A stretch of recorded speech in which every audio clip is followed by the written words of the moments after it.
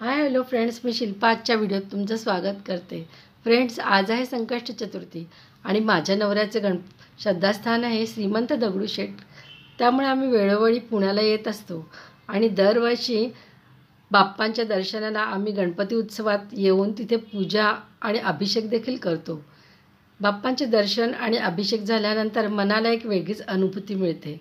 इथे जुन्या मंदिर प्रांगणामध्ये अथर्वशीर्षाचे पठण चालू असते आणि गर्दी जरी खूप असली ना तरी प्रत्येक रांगेमधून गणपती बाप्पा मोरया असा जयघोष चालू होतं. सर्व वातावरण हे भक्तिमय होऊन जातं आणि आपण किती वेळ रांगेमध्ये उभे आहे याचं भान देखील राहत नाही. मित्रांनो, तुम्ही गणपती उत्सवात कुठल्या कुठल्या गणपतींना भेटी देतात हे कमेंट करून तुम्ही मला जरूर कळवा. आणि व्हिडिओ आवडला असेल तर लाईक, शेअर आणि सबस्क्राईब करा. भेटू पुढच्या एका व्हिडिओमध्ये. तोवर बाय.